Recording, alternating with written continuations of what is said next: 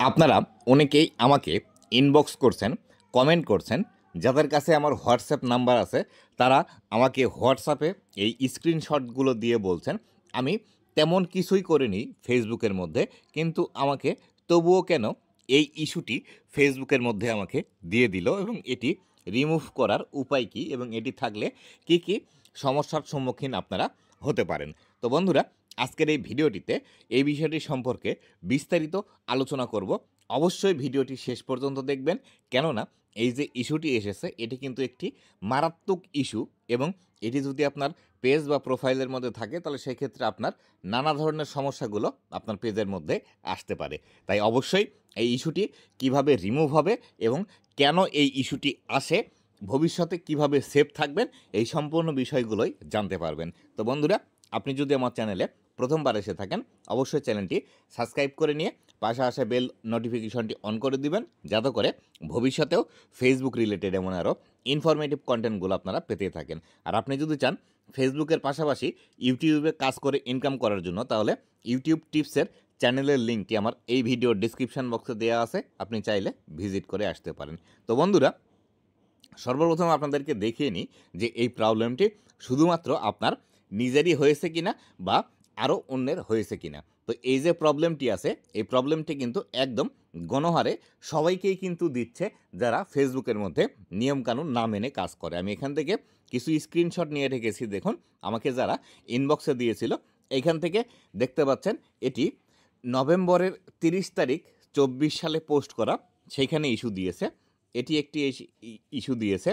এখান থেকে আরও কিছু ইস্যু দিয়েছে, দেখুন এখান থেকে এপ্রিলের 9 তারিখে পোস্ট করা, এটি এসে এই জুলাই মাসের শেষে ইস্যু দিচ্ছে। তারপরে এখান থেকে এটি দেখতে পাচ্ছেন এটি মে মাসের 6 তারিখে পোস্ট করা, এটি রিসেন্ট পোস্ট করা, সেই ক্ষেত্রে এটি ঠিক আছে, সমস্যা নেই।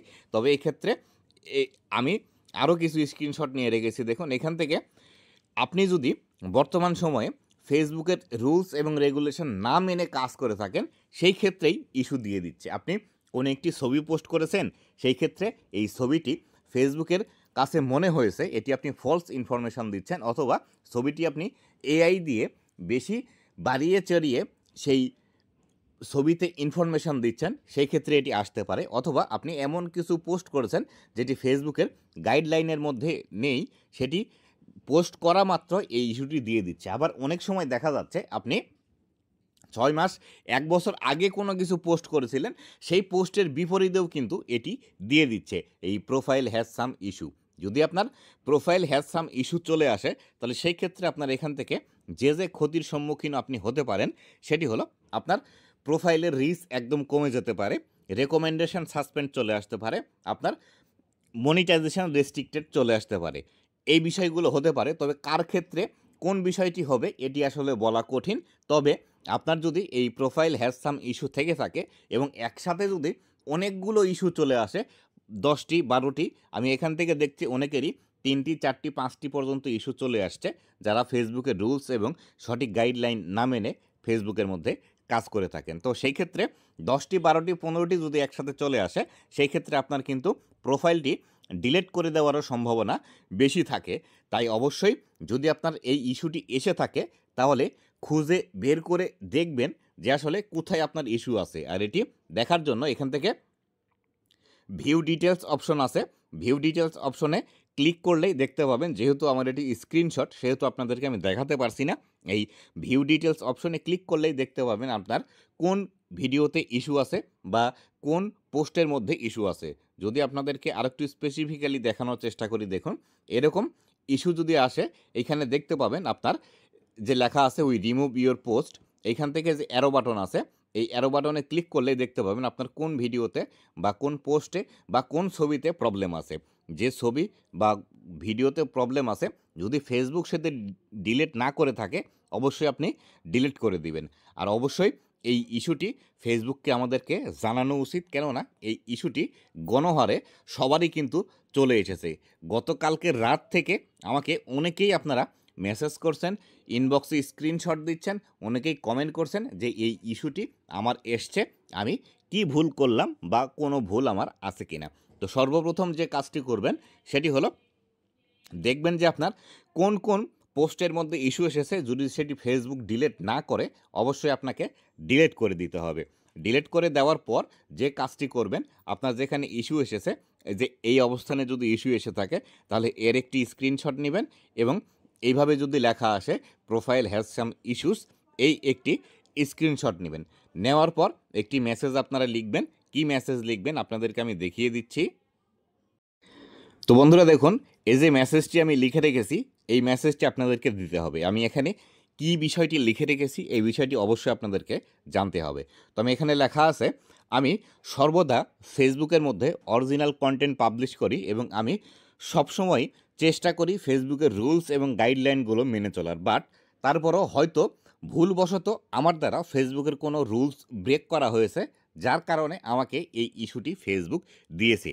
এই ইস্যুটি শুধুমাত্র আমার আসেনি, একই সাথে অনেক ক্রিয়েটরের এই ইস্যুটি এসেছে। আমি ফেসবুকের কাছে এই বিষয়টি প্রমিস করছি, ভবিষ্যতে আমি ফেসবুকের যত রুলস এবং গাইডলাইনগুলো আছে এগুলো আমি মেনে চলব এবং যদি সম্ভব হয় তাহলে আমার এই পেজ বা প্রোফাইলটি ভালোভাবে চেক করবেন।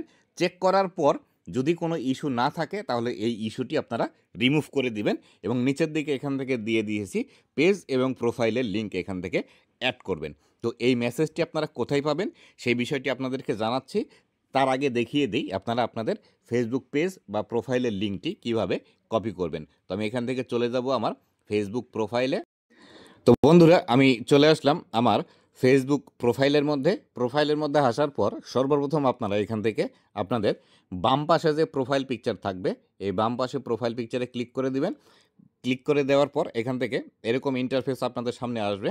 এরকম ইন্টারফেস আসার পর এখান থেকে 3 ডট অপশন পাবেন। এই 3 ডট অপশনে ক্লিক করে দিবেন। 3 ডট অপশনে ক্লিক করে দিলে এখান থেকে আপনাদের সামনে এরকম একটি ইন্টারফেস আসবে। এই ইন্টারফেসে আসার পর এখান থেকে দেখতে পাবেন কপি লিঙ্ক লেখা আছে। এই কপি লিঙ্ক এই অপশনটিতে ক্লিক করে দিবেন। কপি লিঙ্ক এই অপশনটিতে ক্লিক করে দিলাম। দেওয়ার পর এখান থেকে কন্টিনিউ আসবে। এই কন্টিনিউ এই অপশনটিতে ক্লিক করে দিবেন।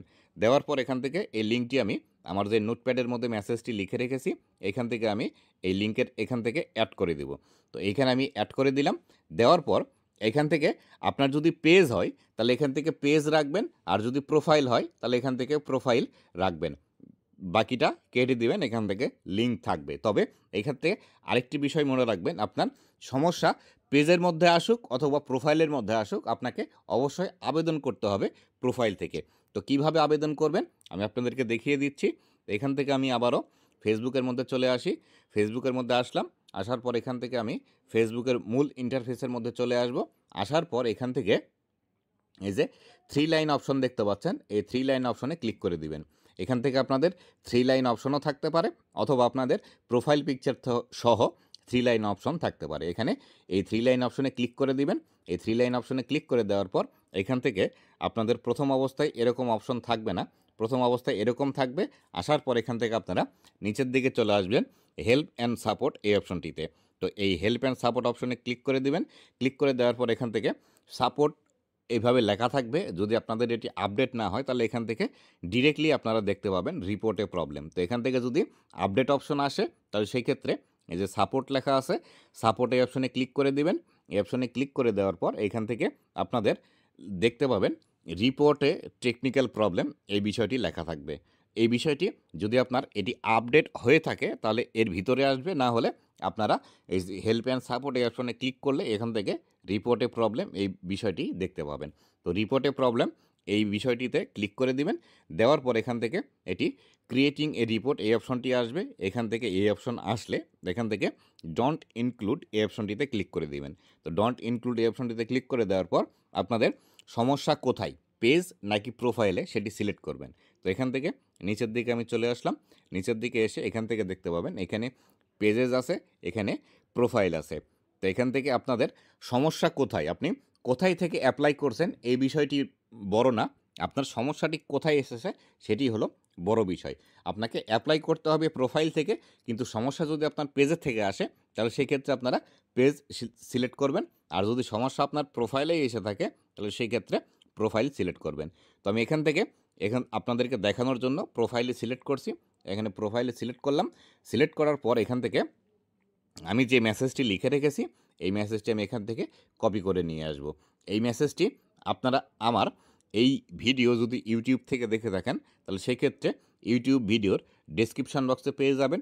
জাস্ট আপনারা কপি করে নিয়ে এখানে সেম অ্যাজ যেভাবে লেখা আছে সেইভাবেই থাকবে, শুধু আপনাদের পেজ বা প্রোফাইলের লিঙ্কটি এখান থেকে অ্যাড করে দিবেন। তো দেওয়ার পর আমি এখান থেকে চলে আসলাম, এই যে আমার ডেসক্রিপশন লেখা আছে এখানে আমি এই মেসেজটি পেস্ট করে দেব।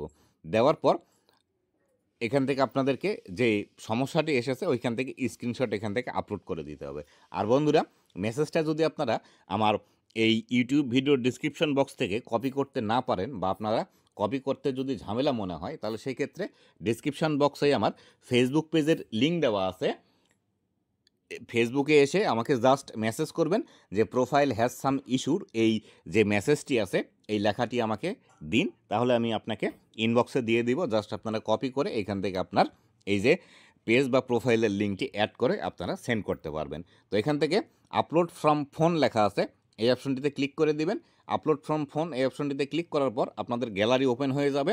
গ্যালারি ওপেন হলে এইখান থেকে আপনারা এই যে আপনাদের যে প্রোফাইল হ্যাজ সাম ইস্যু এবং এই যে এখানে স্প্যাম লেখা আছে এই দুইটি স্ক্রিনশট সিলেক্ট করবেন। সর্বপ্রথমে প্রোফাইল হ্যাজ সাম ইস্যু এটি সিলেক্ট করবেন। সিলেক্ট করলে এখানে চলে আসবে, আসার পর এখান থেকে আবার আপনারা আপলোড ফ্রম ফোন এই অপশনটিতে ক্লিক করবেন। এই অপশনটিতে ক্লিক করার পর এই যে স্প্যাম লেখা আছে বা যেখানে আপনাদের ইস্যু আছে এই স্ক্রিনশটটি আবারও এখান থেকে দিবেন। দেখুন এখান থেকে আমার দুইটি স্ক্রিনশট দিয়ে দিলাম। দেওয়ার পর এখান থেকে এই যে অ্যারো বাটনটি আছে উপরের দিকে দেখতে পাচ্ছেন, এই অ্যারো বাটনটিতে ক্লিক করবেন। ক্লিক করে এটি সেন্ড করে দিবেন। তবে এই ক্ষেত্রে কথা আছে, যদি আপনার সত্যিই পোস্টের মধ্যে প্রবলেম থাকে তাহলে সেই ক্ষেত্রে ফেসবুকে এটি কিন্তু রিমুভ করে দিবে না। যদি ফেসবুকের ভুলের কারণে এটি হয়ে থাকে তাহলে সেই ক্ষেত্রে আপনার কিন্তু এটি রিমুভ করে দিবে। আর এই যে প্রোফাইল হ্যাজ সাম ইস্যু আপনাদের এসেছে, এটি রিমুভ করার আর কোনো ওয়ে নেই। এইভাবে রিপোর্ট করার পর যদি ফেসবুক রিমুভ করে দেয় তাহলে রিমুভ হবে, আর না হলে এটি 1 বছর পর্যন্ত আপনার ফেসবুক পেজের মধ্যে থেকে যাবে। আপনার 1 বছর পর অটোমেটিক এটি রিমুভ হবে যদি এই 1 বছরের মধ্যে আর কোনো ভুল না করেন। আমি আবারও বলছি, যদি ফেসবুকের কোনো ইস্যুর কারণে আপনার এটি এসে থাকে তাহলে ফেসবুক এটি রিমুভ করে দিবে রিপোর্ট করার পর। আর যদি আপনার ভুলের কারণে এসে থাকে তাহলে 1 বছর পর্যন্ত এটি আপনার প্রোফাইলের মধ্যে থেকে যাবে। আশা করি বিস্তারিত বিষয়টি বুঝতে পেরেছেন। এটি যে রিপোর্ট করলেই চলে যাবে বা এইভাবে যে সমাধান করা যাবে এর কোনো গ্যারান্টি কিন্তু নেই, আমি আগেই বলে দিচ্ছি। তো বন্ধুরা, এই ছিল আজকের ভিডিওটি কেমন লেগেছে অবশ্যই জানাবেন এবং ভবিষ্যতে ফেসবুক রিলেটেড এমন আরও ইনফরমেটিভ কন্টেন্টগুলো পাওয়ার জন্য অবশ্যই আমার ফেসবুক পেজ এবং ইউটিউব চ্যানেলের সাথেই থাকবেন। ধন্যবাদ সবাইকে।